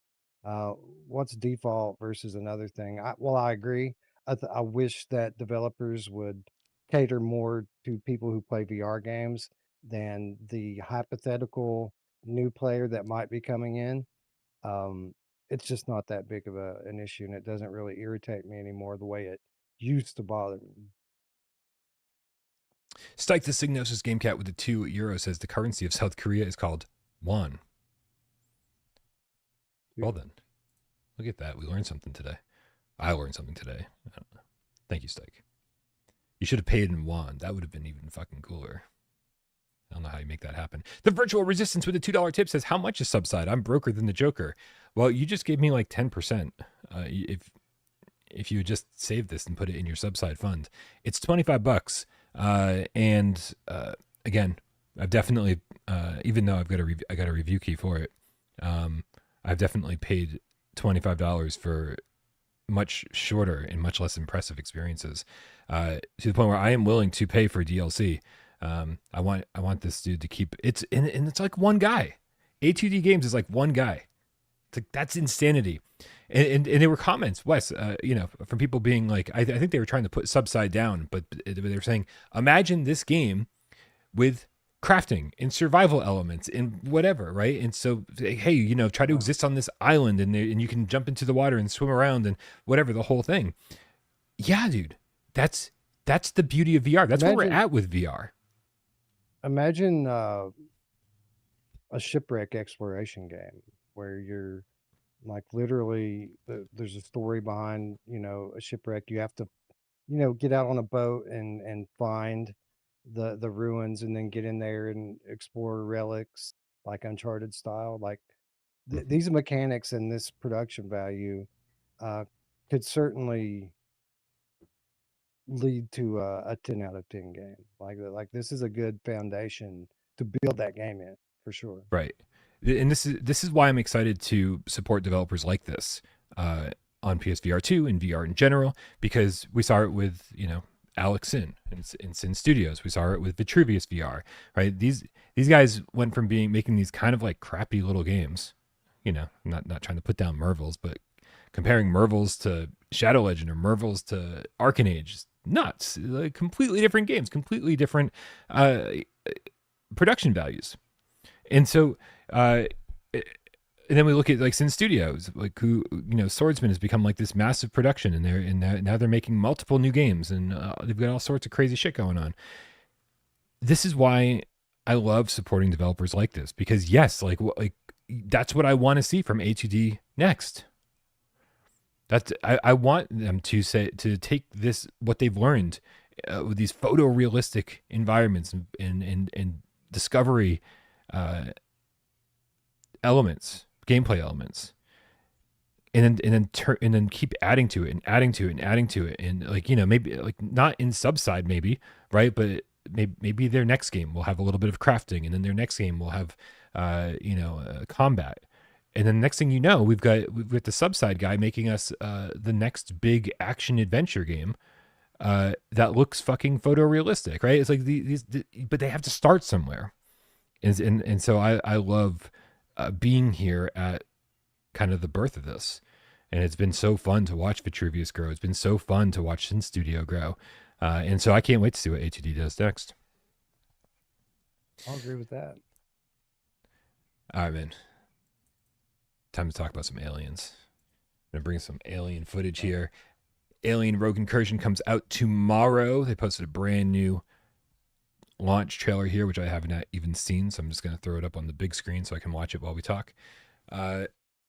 Dude, we've been waiting for an Alien VR game for the better part of a decade, and here's Servios, kind of legendary developer behind Raw Data and Sprint Vector and Battle Wake and Creed: Rise to Glory and Westworld. Here they are. They get their hands on this big, massive IP, just like they did with The Walking Dead Onslaught. And everybody's going to get to play it tomorrow. And I'm honestly very, very excited. The chat's always more interesting than the show. For anybody watching this without paying attention to the live chat, you just need to. It's so much better than what we're doing up here. How far into Rogue Incursion are you, Wes? Not very. 2-3 hours maybe. I wanted to honestly play it more today than actually got a chance to. Damn work ended up throwing some last minute stuff in my lap that really curbed my gameplay plans for the day. So I'm going to get back into it more after the show. But I've played it enough to get a pretty good general idea of what they are offering here. And it's pretty close to what we were expecting, um, in a good way. I think that at the very least, this is the best game that Servios has done in years, and it might be the best game that they've ever done. Wow. Here, I just picked the wrong fucking footage. I was trying to bring up some gameplay footage. Let's try this again. I've rendered out some footage here. Hopefully it's decent. I never take a good look at the footage I render out before rendering it out. But So a lot of my review is quick snippets, and so this will be some long gameplay sections here. Hopefully it's decent. So for those of you who are wondering, this is a very much a um, action-based Mm-hmm. sci-fi, story-driven sci-fi shooter, single player, very much in the vein of a Half-Life Alyx. It's that same type of you know pretty basic action gameplay with some exploration that's um, super immersive due to the production value, the high quality graphics and sound, world class storytelling, um, these sorts of things. So again, it's a very similar game to like a Half-Life Alyx. While it's about half of the duration of Half-Life Alyx, and obviously Alex is going to do some things better than this game does. Um, it's good, man. Like I felt like the action gameplay here is sufficient. Like it's fun to play, Mm-hmm. right? It's a fun to play game, and the kind of the extra stuff, the way that they tell the story, some of the tools that they give you, and the way they handle like exploring the map was better than I was expecting it to be. So pleasantly surprised. Yeah, I think the VRAF elements were really cool. I think being able to like, you know, grab your tablet or whatever you want to call it, right? It folds out into a map. It's very tactile. You get all these different options in there, and then you're also using it to access. You're also using it to access terminals. You're using it to save your game. You're using it to you're using it anytime you find an audio log. You like pick up a a disc and you shove it in there. It's like these VRAF elements. Like it's very tactile. They made the kind of VRAF game that I was into. You know, I even complained about some of the things like in the environment where like there's like ammo inside of a box or a health syringe inside of a box, and you accidentally end up grabbing the box and just being like, well, fuck it, I'll just Yeah. dump the whole And the fucking stuff box out. falls out the bottom of the box, and you just end up with the box in your hand. I think they might have fixed some of that stuff. Like this game's been kind of janky Oh, in the pre-launch phase. Um, where what he's saying is true. You'll come up to these boxes, and again, it's very much like Half-Life Alex, and the way that people praised Half-Life Alex for having a lot of interactable items in the world that move around. You'll find items inside of items, and bumping into things will move them in the world like it does in real life. Um, Aliens does that, but a lot of those interactions have been janky in the pre-release um, period. But I played literally right before the show today, and they did patch the game today. And while I oh, didn't test it extensively, it did seem much better. The interactions seem much better today than they were before. interesting. Yeah, I so you were talking about it as if it was as if there were bugs, which I did not experience many of. I can't. It was like one time I was able to stretch Zula's arms out all the way across the room, and like it was like just doing this crazy, wacky, waveable, inflatable arm flailing tube man type thing. It was pretty cool, but like I didn't really experience many bugs, and even like when I was saying talking about picking up the box and dumping shit out, it wasn't. I didn't pick up the box and stuff fell out the bottom of it. They all stayed in the Oh, I box, and I bet. dumped it out, and it all fell out, and I was like, and so the thing is, it's just one of those VR things, right? Where it's like, would I rather accidentally pick up the box when I'm trying to pick up things out of the box occasionally, or would I rather have the box not be able to be interacted with? And I'd Right. much rather have the box able to be interacted with. And so it's like these kind of like small sacrifices that I was more than happy to make. Maybe it came off as criticisms, but at the same time, it's just like, yeah, no, I really enjoy this kind of stuff in VR. I love being able to pick up everything and throw it. But it is, it does mean that there's going to be some clumsy interactions here and there. But like, I really enjoyed it. And so, and it comes down to the tools you're using too. You find a torch pretty early on because you find these doors that are welded shut and you've got to like open those up. You're constantly doing these puzzles that are like these fuse box puzzles, and you're getting in there and you're pulling wires from left side to the right side and connecting these different things, and it's all stuff that like on paper sounds really boring, right? Including the terminals, or the comm terminals, where like you're just reading through messages like Fallout style. It's like, man, this all sounds very boring on paper, but then you get in there and you do it, and it's just like, man, I really like this. Like this is enjoyable. This is a fun way to spend time in this universe, especially when they kill it with things like adapter triggers and haptics and really make you feel again that tactile sensation that I was talking about earlier. So if anybody looked at my review score and said, "Oh, 7 out of 10, I can't believe Brian fucking hated this game," that's wrong. That's wrong. I really enjoyed a lot of the stuff that this game was doing. I'm so happy that I played it, and I think it's a good game overall. I think it's a very good game. And you're right. While these flow puzzles that they have in the game, and they do a lot of things we've seen before. But it's great because this game would be incredibly shallow if it were just about the action. I feel like the other things that they did in terms of gameplay are better than the actual action gameplay. Like the action gameplay, at least so far. And again, I'm fairly early on still. I haven't even made it halfway through. Um, Up until this point, it's been pretty vanilla, right? Like you've got your basic weapons. They handle like they should, and they handle good. Like everything feels and sounds good. Um, the aliens, they they they behave predictably. Like you can tell when they're coming. There's Hmm. always audio cues. They always, well, for a while they come one at a time.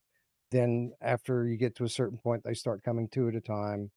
And it's almost like they're on a timer, right? Like they come every 2 minutes, no matter what. Like, so if you spend too long at this terminal reading or whatever, you're going to have to stop reading in a minute and take a couple of them down. They move after they get on the ground, they move predictably. Now, when they're crawling around the walls and ceiling, they're very erratic. Like Yeah. you never know They when they're going to drop. When they jumping from drop, like desk to desk yeah, and like, oh, it's very cool the yeah, way they move. yeah, yeah. Um, when they drop, I mean, the combat's pretty straightforward. Either they're going to run around and be easy to kill, or they're going to jump at you and almost kill you. Like if they lunge at you, there's no getting out of the way. Like you're going to get hit, and if they do it twice, you're dead. Or at least Right. for me, playing on expert, that's the case. Like uh, they hit you once, you're almost dead. They hit you twice, you're dead. Um, It's how it is on normal so too. it's fun, but it is repetitive, and it is pretty. Um, again, nothing I haven't seen before in VR. What makes it special is the environments, the immersiveness of the experience. Um, it kind of puts you on the edge of your seat a little bit while you're doing it, and that really adds a lot to the experience of the combat. Yeah. Um, I I will say that here we are talking about how tactile everything is and how great it is to use these different tools and weapons at your disposal. And then the one thing I was so excited to use more than anything else was the motion tracker, and they never give you a reason to use it ever. Right? It is cool. It looks great in your hand. It sounds great, and but when the xenomorphs come at you constantly, right there, they're all you would want to use the motion tracker so that xenomorphs don't get to drop on you. Right.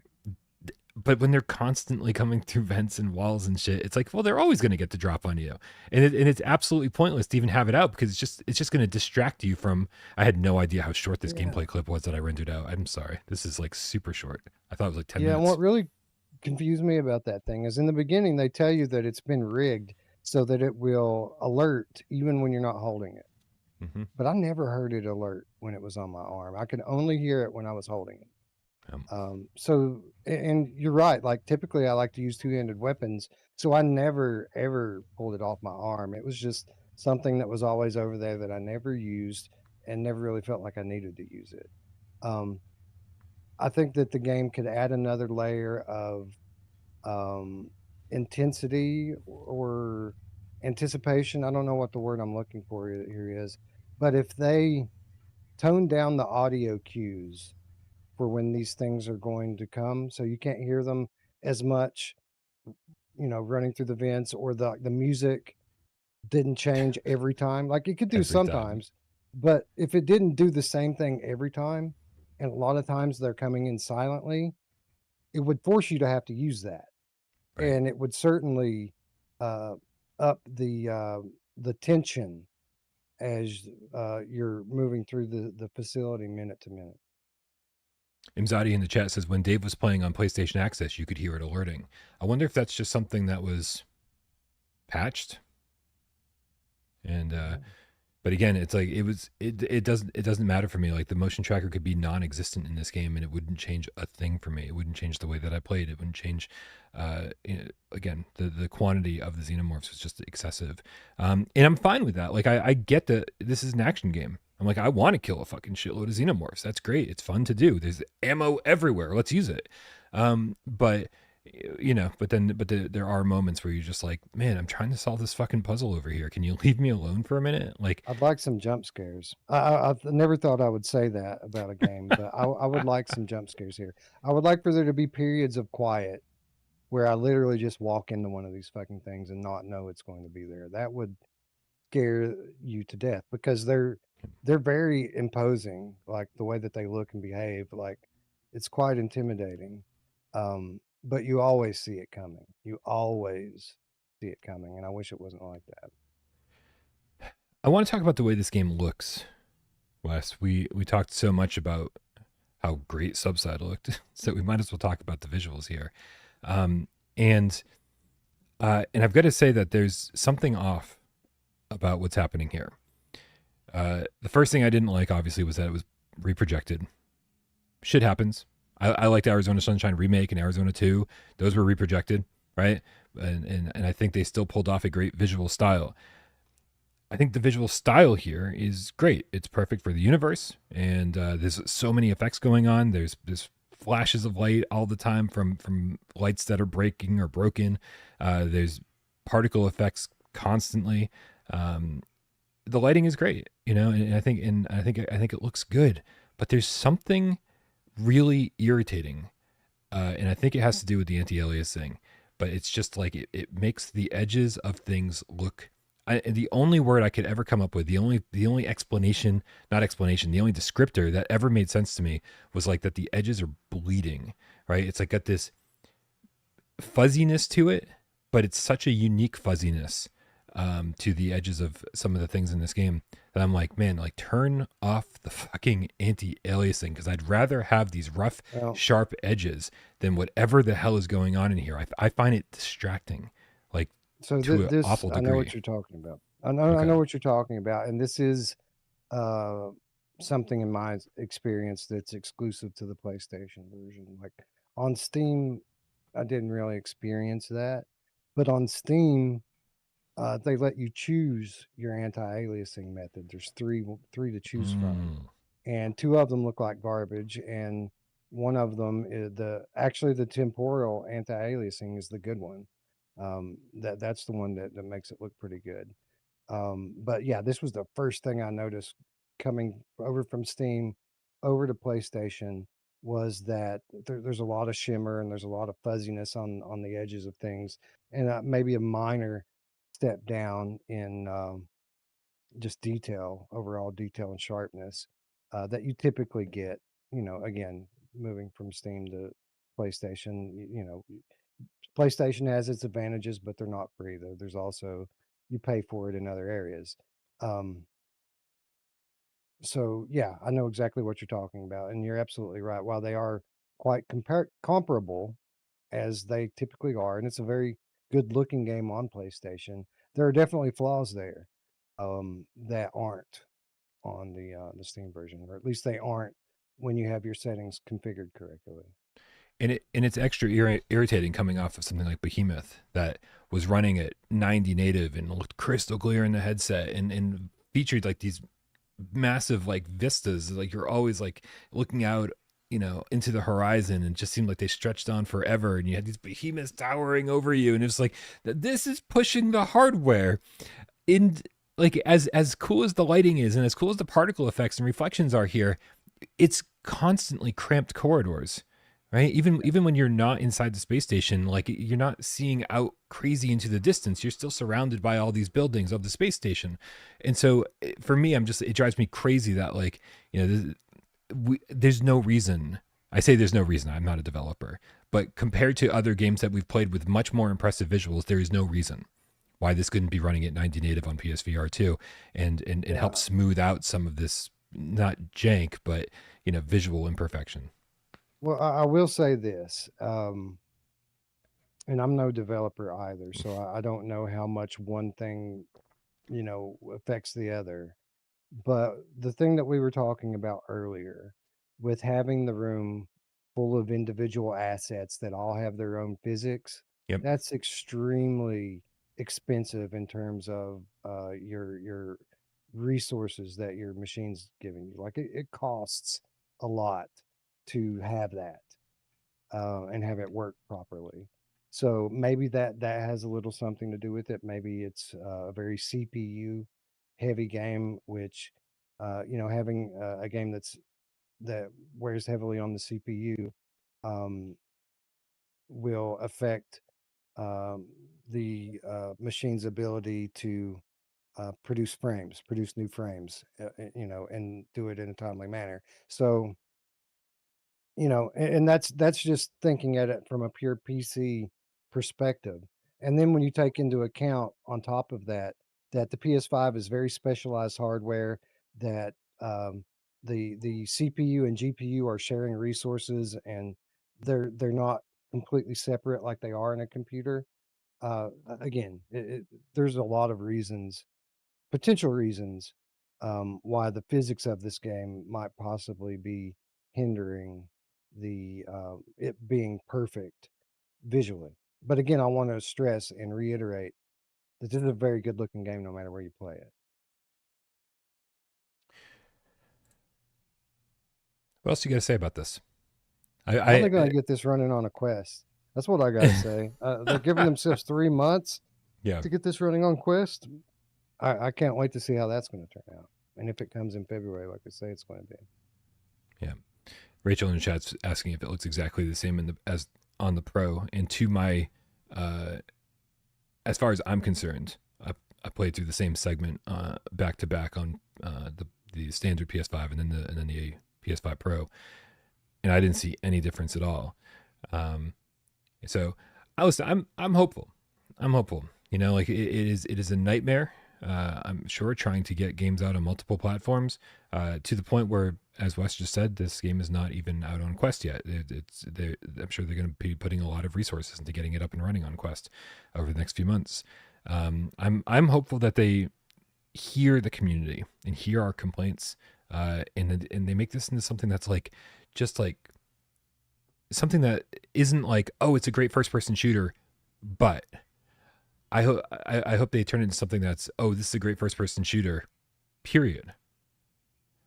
Which is, you know, sort of our hope for lots of VR games. So Yeah, I think there's always buts. And I think this is a great first person shooter. I do think it's more geared toward um, new players. It's like Half-Life Alex like that. Like um, it's not incredibly intensive in terms of like it's an easy game to play.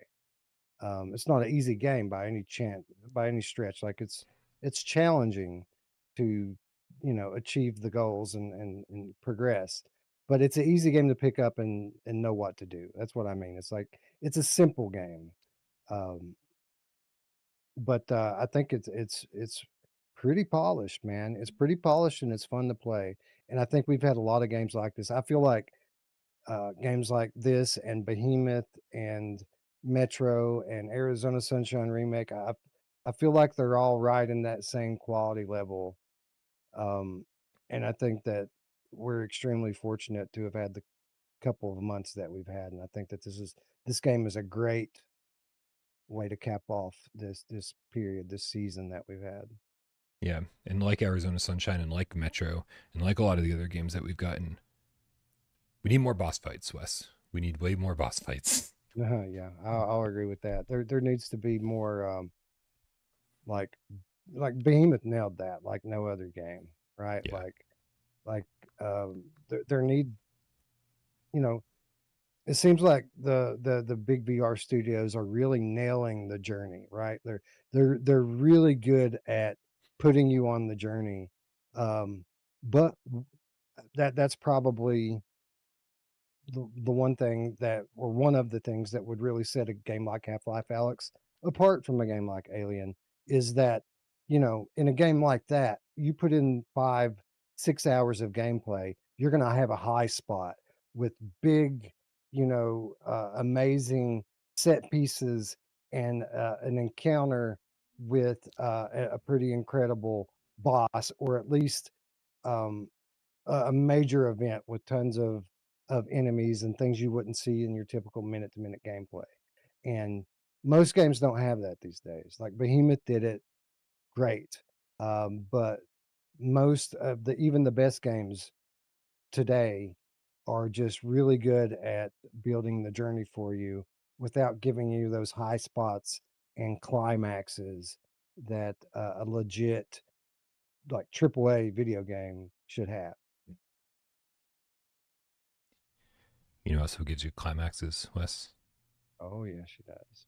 That's right. Looper the Underground Game Cat in the chat says Undead Citadel has one of the best final boss fights. Just saying.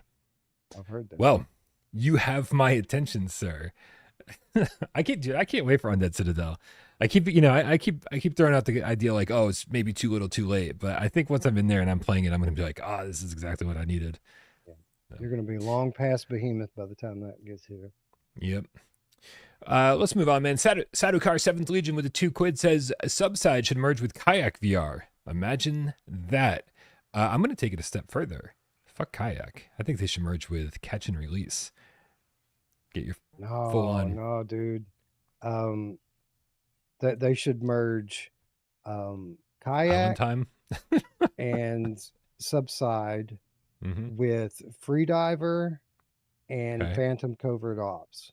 Whoa. So like you're in the kayak, you're in a stealth shooter, but then you get into the water and there's narrative exploration.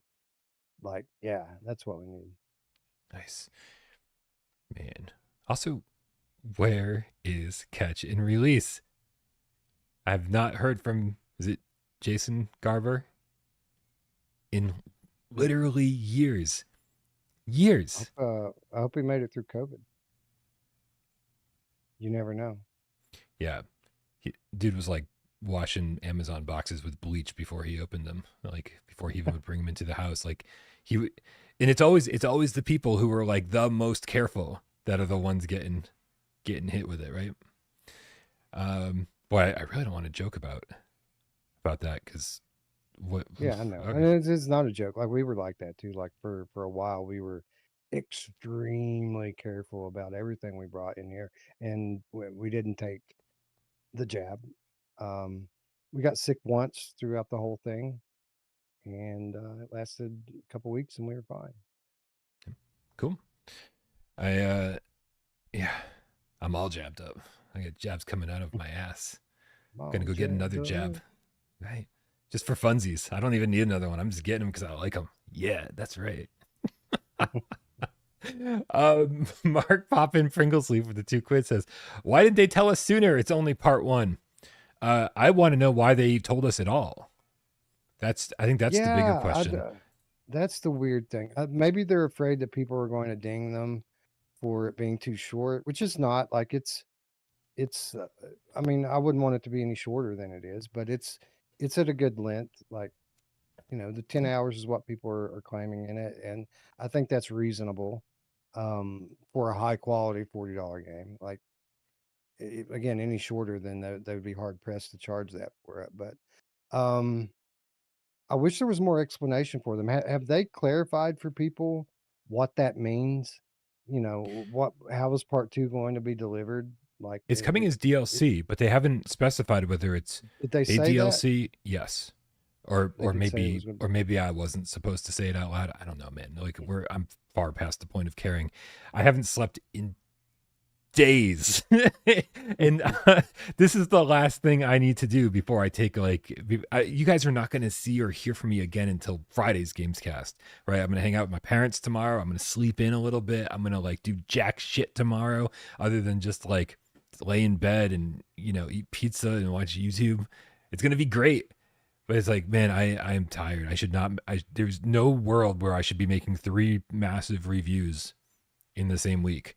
I'm good for 1 review every 3 weeks maximum. I'm tired.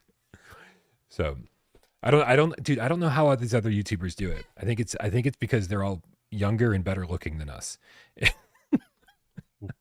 I don't know what the better looking Yeah. part has to do with it. I'm just pointing it out. And I think it's that young energy, that young stamina that I used to have when I started without parole. I could I could do reviews, 7 days a week. And man, over time you just get that just gets drained out of It's you. hard.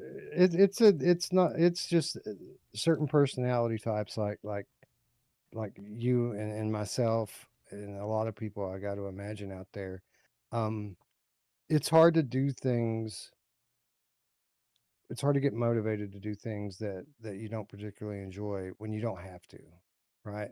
It's hard to get started. After you get started, you can get into a groove and flow with it, but starting to edit something or write a script, things like that, the part of this game that is not fun, it's hard to get started on that when you're your own boss and you don't have to do it.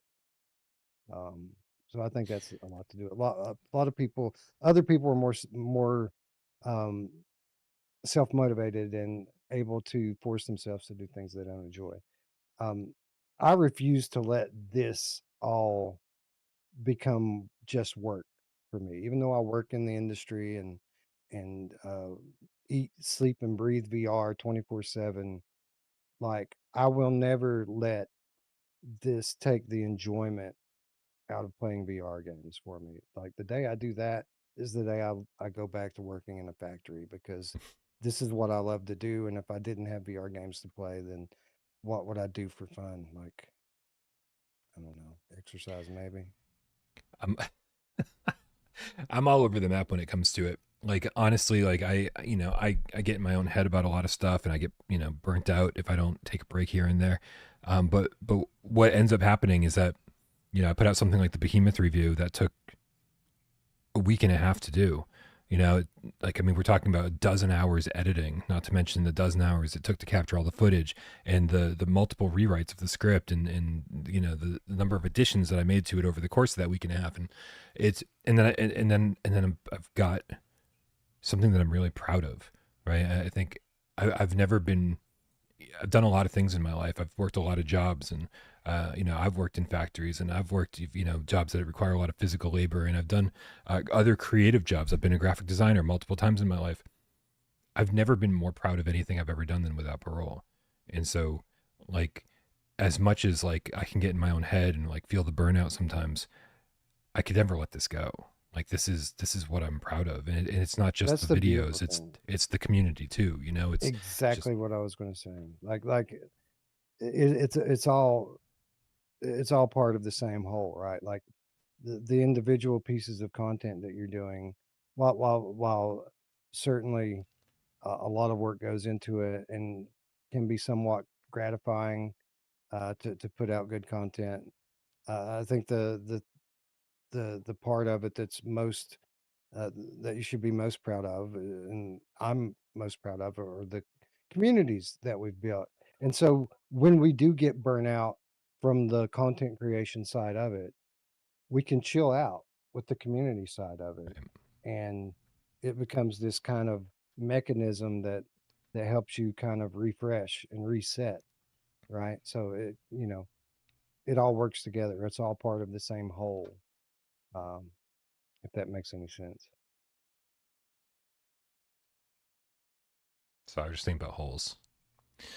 So to answer your question, Mark Pop and Pringlesleaf, we have no idea why they even told us it was part one of two. Um, it's such a strange thing to even say. Like there was no reason to put it in the trophy list. There was no which then again was published and publicly available, and so then it was like kind of leaking out in strange ways without like direct words from Servios, right? So that's the kind of the message that you'd think Servios would want to be on top of and like control that messaging, but instead they were just like, oh, here's the trophy list, platinum trophy, complete everything in part one, right? And then not even be really clear about it to people playing the game about what part two entails. They easily could have just called it Alien Rogue Incursion, and then at the end, fade to black, and To say be something along the continued. lines of like, yeah, to be continued. And then it would just been like, oh, cool, there's going to be an Alien Rogue Incursion part two. That's cool. The thing that maybe I'm not supposed to talk about, which I can't have no fucking idea at this point anymore, is that like they've already got the story. They already know what they already know what part two is, right? So I don't think it's going to be like this, thing that's years out. Um, Mhm. but I do hope that they add to it. I like in terms of like gameplay elements. I hope that they make the motion tracker more useful. I hope that they, Boss you fight. know, more boss fights. I hope that they add a flamethrower, some other cool weapon to the mix that would just be like, something very Yeah, alien. there are flamethrowers on the base. Like I saw the invoice, the manifest from when they got shipped in. There are 5 of them. We need to find them. Um, we didn't talk very much about the computer terminals and just how cool those were. Like it's a common um, it's a common trope in games. You mentioned Fallout does something similar. I think they do it well here, where like there's as much information in there as you want, but you don't Mm-hmm. have to read all of it. I can already see a plot twist coming, like where I am in the game. Like I can see I mean, of course, I don't know. I have a suspicion that a twist is coming, and I can now kind of work out in my mind who may be sabotaging, who may be sabotage the the base and cause it to be in the state that it's in, and their reasoning behind that. And it's actually funny because if I'm right, it's a pretty timely story in terms of it ties into the news recently and something very similar happening in the news. And I'm not going to spoil that for anyone. I'm not going to say any more. But if I'm right, then you probably already know what I'm talking about. And if I'm wrong, then we can talk about it off air, and I'll tell you what I'm thinking. Um, Perfect. but it very much is a common theme compared to last week's headlines, and I love the way that they have planted so many little tidbits in these email inboxes that you can read through at your leisure. Sadokar, 7th Legion with a 2 quid says, Brian, just do that voodoo that you do so well. Well, fantastic. You know what I'm really good at? Making soup and snuggling with Tornado. So that is my voodoo, and that is what I will do so well. Wes, we are definitely well over our time. You want to do a little 4-minute challenge and get out of here? Let's do it. Let's do it. I'm the host, and that means Wes is fucked. This is when I pick a PSVR 1 or PSVR 2 game, and you guys out there, and Wes right here has 4 minutes and an infinite number of yes or no questions in order to figure out what game that might be. Make sure you help him out in the chat. He's going to need all the help he can get. On your mark, get Des, go. Is this a PSVR 1 game? No. PSVR 2 only. Is it on other platforms? Yes. Quest? Yes, I believe so. Steam? Yes, I believe so. Can you play it flat? Yes. Okay, awesome. You can Off play to it a good flat. start. It's on multiple VR platforms. Not on PSVR 1. Was it a flat game first? No. So this was a flat game adapted, or a VR game adapted to flat. Okay. Is it a would you consider it a strategy game? Yes. Fantasy? Yes. Card based? Yes. Is it versus multiplayer? Yes. Did we mention it on today's show? Yes. Is the game Demeo Battles by chance? Coming out December 17th, 2024 by Resolution Games, it is in fact Demeo Battles. Good job, man. That was fucking fast. Yeah. I'm on a roll. I got it Monday too. I don't know if you noticed or not, but I picked big shots pretty quickly in my car while I was driving. Nice. Yeah, I didn't. Yeah, I think I got it pretty fast on Monday too. I was really proud of that because I wasn't paying attention to the chat. Sometimes you pay attention to the chat and then you just rely on the chat, right? If the chat's not giving you good suggestions or good or whatever, then you're just like, well, you guys got nothing for me. So it is pretty good. AJ's texting me. It's not the quickest ever, Alex Blanco. I think maybe it was Dave got one in 2 questions once, and I got one in 3. Like I know I've done one in 3 questions, very quickly. And if I had just gone with my gut, I would have had it in like 1, but I didn't. But no, we went very quickly. We've had some quick answers before. I want to get in and play some Demeo Battles. I absolutely loved Demeo at the launch of PSVR 2. It was a game that I loved on Quest before PSVR 2 even launched. And I just love, I mean, it's not really my jam when it comes to like like I'm not like a tabletop role play game kind of guy, right? Which maybe I am, like because every time a game like this comes along, like Table of Tales, I Right. go, this is fucking so good, and I end up loving it. So maybe I do like this, and I just don't realize it. But I'm definitely more of a co-op person than I am a PvP person. But any excuse to kind of jump into Demeo is a good one. So hopefully we can get a bunch of people in, play 4 players before Friday's episode of Gamescast, and I can check it out properly and see what it's all about. Yeah, Demeo, these like strategy games are kind of like the same as like tower defense or some other genres. Like VR just changes things. It makes games better. It makes genres better.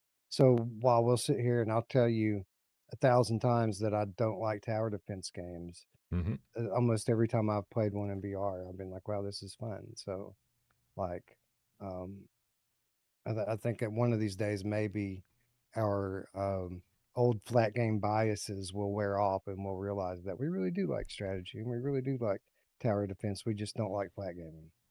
Dude, it wasn't until Firewall Zero Hour that I liked, even competitive first-person shooters. Yeah, true that. It wasn't until Ghost Signal, a Stellaris story, that I started to like RTS games. Like VR is knocking down barriers for me left and right. Like I didn't even like multiplayer games like in general until Starblood Arena. That's a good And one. and then it was like, then it was just fucking game on, dude. So, whew. All right, man. All right, it is time to wrap this thing up, guys. Thank you all so much for hanging out here. Thank you to everybody who supports the channel. You all mean the world to me. Everybody who supports, like Rypop, who puts us up on podcast services of your choice. It's Wednesday, which means Waleed is doing the timestamp. Shout out to Waleed. Also, anybody who supports the channel financially by supporting us at patreon.com/withoutparolegames, by being a member here on YouTube, by tipping during the show. Guys, it means the world. You are keeping the channel alive. Thank you so very much for every contribution that you make. But we're really ultimately just happy that you're here, happy that you're part of the community, shooting the shit while we try to keep you entertained. We love that you're here. But we also know that there's a whole group of you that sits back, watches the show, and doesn't say a goddamn word. We know you're out there, and we love you just as much. Happy Wednesday, Wes. Wednesday, Brian. Happy Wednesday, cats. See you this weekend. Let's go.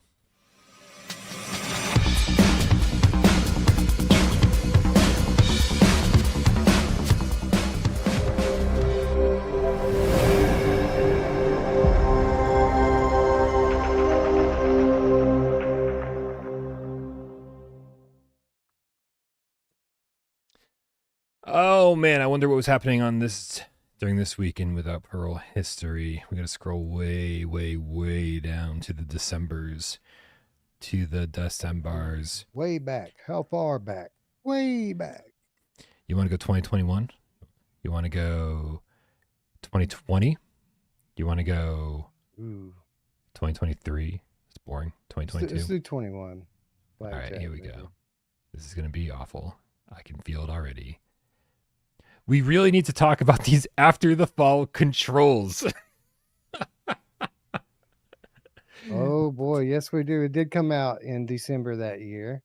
Yep. Was great on Steam, not so great on PlayStation. The controls were like just baffling. They were backwards. They were backwards. Yeah. And it was just like, you could just tell that that Vertigo Games was basically giving the PSVR 1 version the shaft in favor of making sure that it was perfect on other platforms. Because it looked fine, like graphically, and the game was all there. It seemed like it was doing the trick, but it was like, I have like diagrams of the move controls on the thumbnail, right? Because it's just baffling, the controls that they gave us. Unplayable.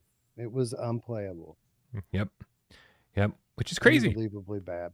Yeah. Just crazy. Like I get being like, oh man, we're trying to launch on multiple platforms all at once. Yeah, that's hard. That's really difficult. Like practically impossible.